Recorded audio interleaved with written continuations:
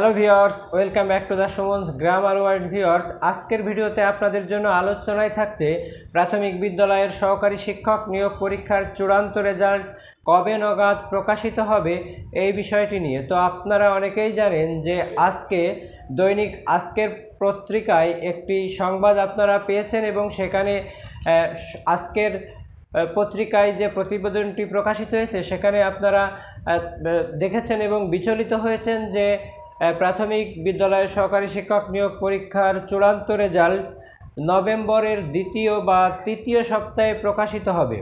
তো আসলে যারা দীর্ঘদিন এই প্রথম ধাপের, দ্বিতীয় ধাপের, তৃতীয় ধাপের পরীক্ষাটা দিয়ে অর্থাৎ লিখিত প্লাস ভাইবা পরীক্ষা দিয়ে রেজাল্টের জন্য অপেক্ষা করছেন, তাদের মনে হয় ধৈর্যের বাঁধ ভেঙে যাচ্ছে। এই যে একবার শোনা গেল যে আমাদের 45,000 থেকে প্রার্থী 60,000-এ উন্নীত হবে বা 58,000-এ হবে, সেটাও এখনও আসলে চূড়ান্ত হয়নি। এবং তিনি একই সাথে আজকে বলেছেন যে বেশ কিছু প্রশাসনিক জটিলতার কারণে এই ফল প্রকাশ করতে দেরি হচ্ছে। এবং আরও একজন ঊর্ধ্বতন কর্মকর্তাকে যখন ফল প্রকাশ কবে প্রকাশিত হতে পারে বলা হয়, তখন কিন্তু উনি বলেন যে এই ফল প্রকাশ করতে বেশ কিছু প্রশাসনিক জটিলতা থাকছে এবং বিশেষ করে 20% যে সায়েন্স কোঠা আছে এই কোঠা প্রয়োগ সংক্রান্ত বেশ কিছু জটিলতা দেখা দিয়েছে, যার কারণে প্রাথমিক অধিদপ্তর ইতোমধ্যেই অবশ্য শিক্ষা মন্ত্রণালয়ের কাছে একটা সুরাহা চেয়েছেন। এবং তিনি আরও বলেন এই শিক্ষা মন্ত্রণালয় নিয়ে তারা একটা বৈঠক করবেন এবং এই বৈঠকে যত তথ্য উপাত্ত সংগ্রহ করার করবেন এবং খুব দ্রুতই যাতে ফল প্রকাশ হতে পারে সেই ব্যবস্থা করবেন। তো তারা প্রধান যে কারণটির কথা বলেছেন, অর্থাৎ এই সায়েন্স কোঠার বন্টনটা কেমন হবে বা জটিলতাটা কেমন হতে পারে, তারা স্পষ্টভাবে কিছু বলেনি। তবে আমি আসলে বলবো যে এই সায়েন্স কোঠা নিয়ে যে সমস্যাটি হতে পারে বা যে জটিলতাটি হতে পারে তা নিয়ে অনেকেই আমাকে কমেন্ট করেছিলেন। বিষয়টা আসলে এখন বুঝতে পারছি যে কেমন হতে পারে। তো আপনাদের দেখেন বেশ কিছু ওখানে বলা আছে যে আপনার অনার্সে বিজ্ঞান অথবা সমমান পর্যায়ে, তো সমমান পর্যায়ের যে একাডেমিক সার্টিফিকেটগুলো আছে, দেখা যাচ্ছে যে অনেকেই আর্টস থেকে তার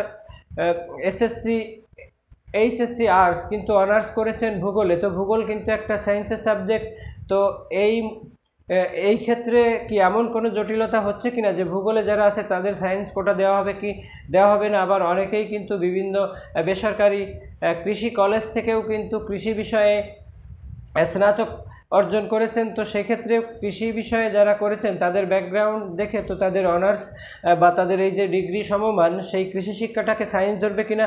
আবার অনেকে আমাকে কমেন্ট করছিলেন যে বেশ কিছু ইঞ্জিনিয়ারিং ডিপ্লোমা বা বিএসসি বেশ কিছু আছে যেগুলোর মান অবশ্য ডিগ্রির মতো দেওয়া, কিন্তু তাদেরও এই সায়েন্স কোটাতে প্রয়োগ করবে কিনা সেই বিষয়ে জটিলতা হতে পারে। আবার অনেকেই বেশ কিছু সেক্টরে টেক্সটাইল বা অন্যান্য বেশ কিছু সেক্টর আছে, ইঞ্জিনিয়ারিং সেক্টর আছে, সেখানে দেখবেন শুধুমাত্র তাদের পাস মার্ক দেওয়া থাকে, অর্থাৎ তাদের 50 বা 40 বা 60% পেলে পাস, তাদের কিন্তু কোনো ডিভিশন বা সিজিপিএ দেওয়া নেই, যার কারণে ওখানেও কিন্তু তাদের রেজাল্ট তৈরি করতে বেশ কিছু জটিলতা হচ্ছে। তো যাই হোক, যত জটিলতাই থাক না কেন, আমরা যারা সাধারণ প্রার্থী যারা পরীক্ষা দিয়ে আপনারা বসে আছেন তাদের অবশ্য আর কোনোভাবেই ধৈর্যের বাঁধ ভাঙছে না। তো আমি ব্যক্তিগতভাবে চাইবো যে আমাদের যোগদানটা দেরিতে হলেও সে যোগদানটা ডিসেম্বর কি জানুয়ারি ফেব্রুয়ারি যখন খুশি তখন করা, কিন্তু আমাদের অতি দ্রুত এই রেজাল্টটা প্রকাশ করে দিক, যাতে করে যাদের এই রেজাল্টের অপেক্ষায় বসে থাকে অন্য সব কাজকর্ম নষ্ট হচ্ছে, তারা মোটামুটি যাতে তাদের কাজে মনোনিবেশ করতে পারে বা যাদের ফলাফলটা ভালো আসবে না তারা নতুন সার্কুলারের জন্য পড়াশোনা করতে পারে এবং একই সাথে নতুন সার্কুলারের পথটাও সুগম হোক। সে আমাদের পদ 45,000 হোক, 50,000 হোক, যাই হোক না কেন, আসলে আমরা সবাই চাইবো যে রেজাল্টটা খুব দ্রুতই প্রদান করা হোক।